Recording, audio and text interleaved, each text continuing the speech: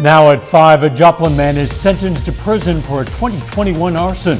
Plus, how the state of Kansas is expanding access to child care. And some states are seeing record turnout in early voting ahead of a critical midterm election. The 4 states' most watched news starts now. We have breaking news out of Pineville, Missouri tonight. A missing child out of Idaho has been spotted there. This is KOAM News at 5. That child's name is Michael Joseph Vaughn. He's 7 years old. He has been missing for 18 months. There's reason to believe that he might be in the Pineville area. If you have information about this child, please contact police.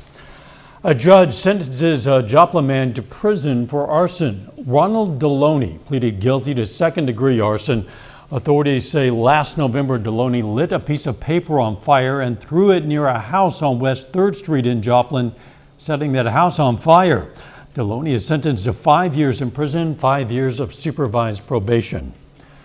Buckle up, phone down. That's the message the Missouri Department of Transportation is sending to drivers. The Joplin Police Department, along with Joplin schools, are teaming with MoDOT to keep drivers safe on the road. This Friday is the official Buckle Up, Phone Down campaign day. The JPD says they're always on the lookout for drivers who are not buckled up or who are texting while driving. According to MoDOT, buckling your seatbelt and putting down your cell phone are two of the most impactful actions a person can take to be safe while driving. Kansas Governor Laura Kelly and the Kansas Department of Health and Environment have announced proposed changes to child care regulations that would expand care options all across the state. The suggested changes would allow licensed home providers to increase the number of children they care for if certain safety conditions are met. This would align Kansas with the national average child-to-provider ratio. I think it's wonderful that the government is trying to increase the number of slots of child care and improve it. That Crawford County in particular really needs some more child care slots to be available. An informational meeting for licensed home providers will be held in an online-only format on October 24th from 6 to 7 p.m. Over the last several weeks, we've detailed some of the challenges that parents face with child care in Southwest Missouri. Tonight, we're highlighting the advantage of an employer providing child care for their employees. Freeman Health Center has the Freeman Learning Center, which is a child care facility that provides affordable child care specifically to their employees. Tonight at 6, we're going to see how this facility has benefited at least one parent. A bit warmer out there today compared to yesterday. Let's check in with Doug Heddy. Yeah, about 10 degrees warmer for us during the afternoon, but we had a very cold start, temps near 20, so we set record lows once again. Plenty of sunshine throughout the day. We are getting some mid and upper level clouds that are going to stream through as we go into the evening and the overnight hours for us tonight. Nothing underneath those clouds, so we will stay dry, but it's going to be partly cloudy. 55 in Nevada, 54 in Monette. We have Grove at 58, Pittsburgh 55, but Yates Center, our western counties, have popped up into the lower 60s. Through the evening hours, 54 at 6, 47 by 8, 44 by 10. Not as chilly, but cold. We drop back to about 37 later on tonight. So a big warm up the next few days. The weekend looks great. We have rain chances on Monday. We're going to break all that down for you here in just a bit. Less than 3 weeks to midterms, and early voting is drawing some record crowds. A new Associated Press poll found nearly 3/4 of voters said they think the future of the country will be at stake when they vote this year. As reporter Natalie Brandy explains, some key groups could influence the outcomes. Voters are already making their voices heard with urgency. This is a pretty crucial election, and the sooner I make my voice heard, the better. Georgia is seeing record turnout for early midterms voting. Some people waiting in line for 40 minutes outside this library. I expected it to be busy, maybe not quite this busy.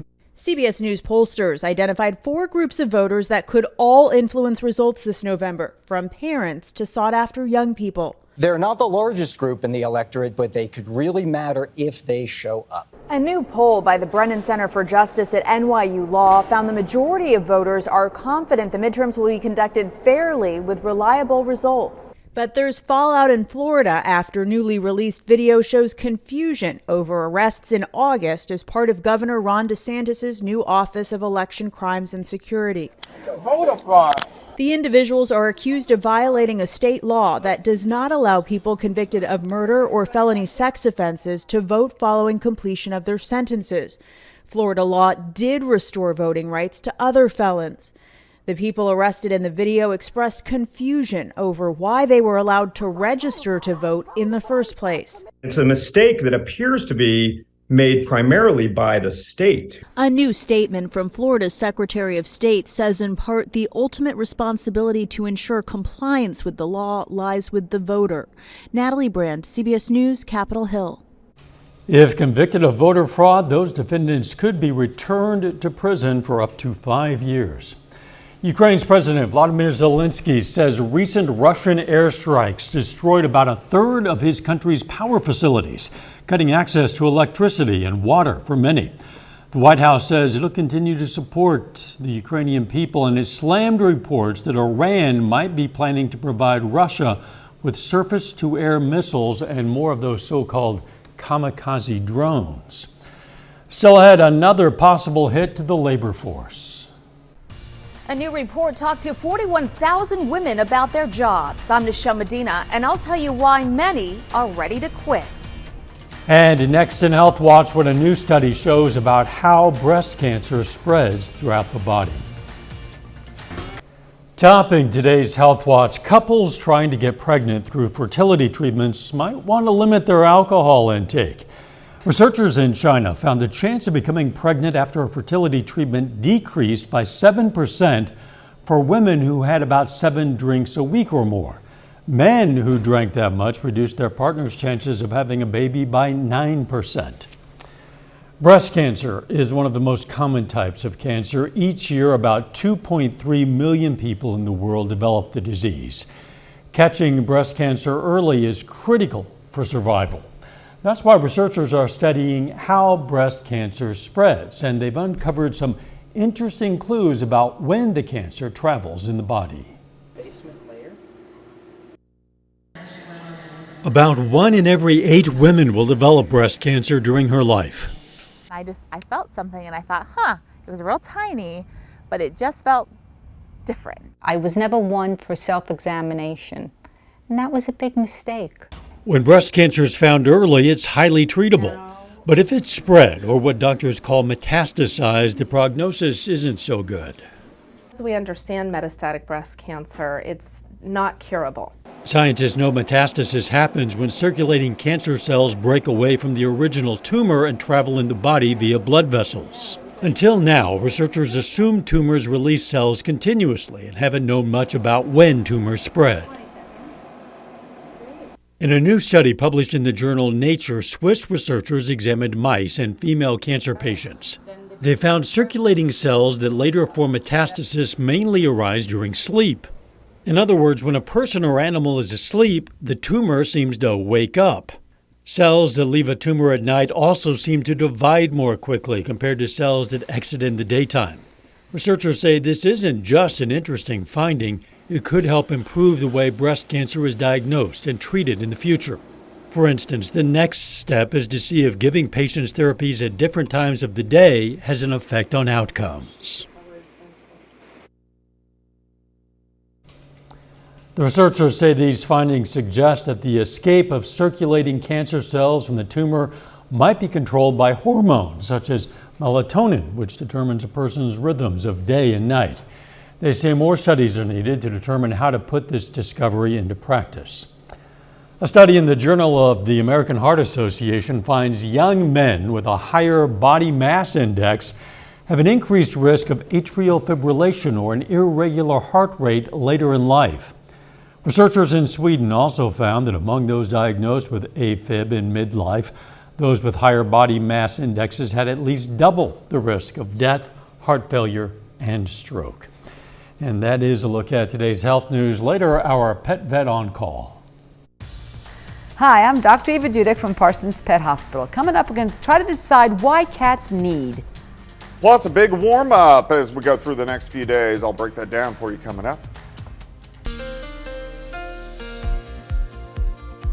Well, it definitely turned out to be a very cold start this morning. Record lows across the region. Most of us right around 20 degrees. At least we got a little bit warmer during the afternoon. Plenty of sunshine, but we've had some mid and upper level clouds kind of increasing over the past couple hours. We're going to have this or those during the evening hours, and then we'll clear out once again later on tonight. Nice shot. Indigo Sky Casino and Resort, of course, Indigo, just outside of Seneca, Missouri. Look at these temps, past 36 hours, upper 40s yesterday. We dipped all the way down near 20 during the morning hours, at least better this afternoon into the upper 50s, but we should still be topping out near 70 for this time of the year. Even a lot of upper teens, Yates Center 17, 18, Fort Scott 20, in Nevada during the morning hours, Parsons at 19 degrees. Of course, we warmed up. Most of us now are sitting into the low to mid 50s. Case in point, Stockton at 53, 54 in Pineville. We have Nowata checking in at 59 degrees. The bulk of the cold air starting to shift off toward the east. Look at the warmer temps out across the western high plains. So we are going to start to warm up a bit over the next couple days. We do have the clouds out there. They're very thin, 56 westerly winds, not as windy for us today. Humidity is bone dry at 19%. Through the evening hours, we drop back through the 50s, 40s, eventually down to 37. So another cold night, just not as cold as what we have seen. And you can see those mid and upper level clouds increasing the past couple hours. Nothing underneath them, so they're just going to zoom right on through and then eventually clear skies late tonight. If we look west, there's nothing going on. This is our weather for the next few days. Eventually, we'll start to get some rain chances in here by early next week. By morning, 38 at 7, 62 by noon, 71, so actually a little bit above normal. High temp of 72 for us on Thursday. Let's step through the next 48 hours. By midnight, lower 40s. As we get into the morning hours, most of us are going to be sitting into the upper 30s. The clouds are going to be out of here. We'll have partly sunny skies for us tomorrow. We're going to warm into lower 60s by noon, and then most of us lower 70s, 73 in Nevada, Cassville about 70, 73 in Welch, Chanute at about 75 degrees. Tomorrow night, we dip back into the 40s, not as chilly, upper 40s, and then as we head into Friday, partly sunny skies, even warmer, high temps near 80. In fact, if we go into Friday evening, high school football, upper 60s to near 70 degrees. So pretty good weather for high school football. Let's go down the road. Saturday looks great. It's going to be windy, highs near 80, highs near 80 again on Sunday, and then Sunday night into Monday morning, chances for showers and thunderstorms will start to increase. So we're going to focus our attention on that as we go through the next few days. 72 tomorrow, 80 on Friday, 80 Saturday, 81 on Sunday. That's almost a 60-degree swing from what we had this morning. Then those chances for rain Monday and then cooling back down again as we go through the middle of next week. Got just enough taste of winter to remind us that we really don't want it. Yeah, we want to stay in fall for a little while. If we could, that would be nice. Thanks, Doug. Coming up, how the Biden administration plans to combat another rise in oil prices. First, though, we honor a local veteran. Bernard Westhoff served in the U.S. Army from 1943 to 1946. The Parsons, Kansas native was stationed in France, Germany, and Austria. And we salute technician Bernard Westhoff, a four-state hero. Topping today's Consumer Watch, the Biden administration is set to announce the sale of additional oil reserves to help counter market pressures created by the OPEC Plus decision to cut oil production targets.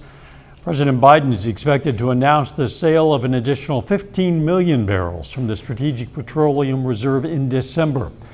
The action would fulfill the administration's announcement in March that it's going to release a historic 180 million barrels from the SPR over a 6-month period. That's to counter soaring energy prices triggered by Russia's invasion of Ukraine. Netflix apparently has a plan in place to crack down on password sharing starting next year. For those who want to continue to share their account with family and friends, the extra member option will allow users to create sub-accounts under their main account for an additional fee. No word yet on what that fee would be. The pandemic changed the way a lot of people do jobs, including remote work, and a new report finds many women want to keep it. Reporter Nichelle Medina explains. Karen Francisco has worked in the clothing design industry for 25 years, but the single mom and self-described workaholic decided to leave her job 2 years ago because she needed more flexibility. So I realized that either I had to make the choice between, working in this environment for this company with its culture of not being supportive of women and of having that flexible schedule and prioritizing our kids. And others are demanding remote work options. A new report from McKinsey & Company and leanin.org shows 64% of women with flexible jobs are unlikely to leave their company in the next year. But the survey also shows women continue to struggle with advancement. For every 100 men promoted to management, only 87 women are.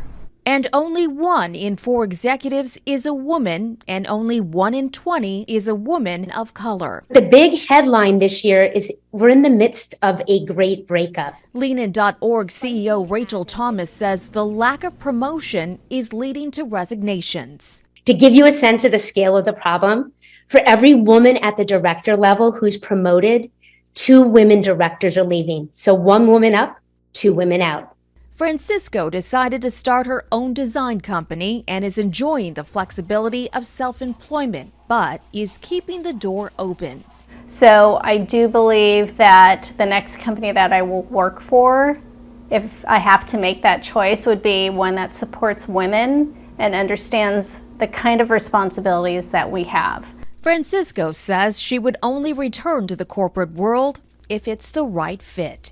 Nichelle Medina, CBS News, Los Angeles.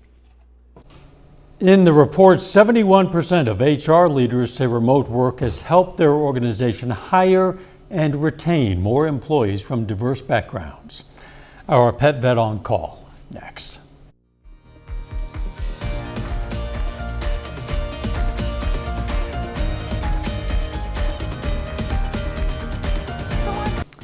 Up next on the CBS Evening News, parents of students at a St. Louis area school react to reports of radioactive contamination at that school. Then on KOAM News at 6, we're going to have more on the impact of employer-provided childcare for employees. Plus, how a federal grant will be used to improve cancer screenings in southeast Kansas. And the Missouri Southern Lions have a tough test at home this week as they take on Emporia State. Stay with us for the CBS Evening News and then KOAM News at 6. Some of us are needier than others, and some just need to need. Today's question for our pet vet on call: why do cats need?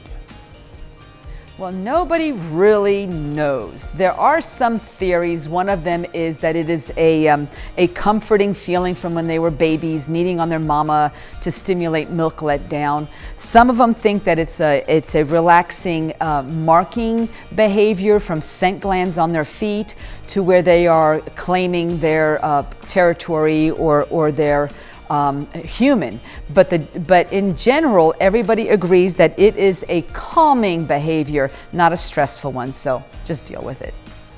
We thought you'd need to know. We invite questions from anyone. If you have a question, you just send it to PetVet, KOAMTV.com. Dr. Eva Dudek from the Parsons Pet Hospital answers a different question or brings us a fun fact every Wednesday on KOAM News at 5. You can also find answers to previous questions on our website. Now let's check out our picks of the litter for the week. From the Joplin Humane Society, we've chosen this senior female Australian Shepherd mix named Betsy. And from the Southeast Kansas Humane Society, we've chosen this 5-year-old cat named Agatha. The shelter says she's very sweet and quiet. If you're looking for a pet, why not at least check out your local Humane Society? They always have a lot of great ones to choose from. Cats, dogs, and otherwise, occasionally. Yeah, it's true. Not a bad night to take the pet out for a walk. No, especially the next couple hours are going to be pretty decent. It is going to get cold again, upper 30s, but we'll stay above freezing. Check out tomorrow, 72. The winds are going to start to pick back up over the next couple days, back to 80 on Friday. Holding near 80 over the weekend. Rain chances on Monday. Thanks for joining us. The CBS Evening News is next. And of course, we're going to be right back here for KOAM News at 6. We'll see you then. Let's make it a great evening.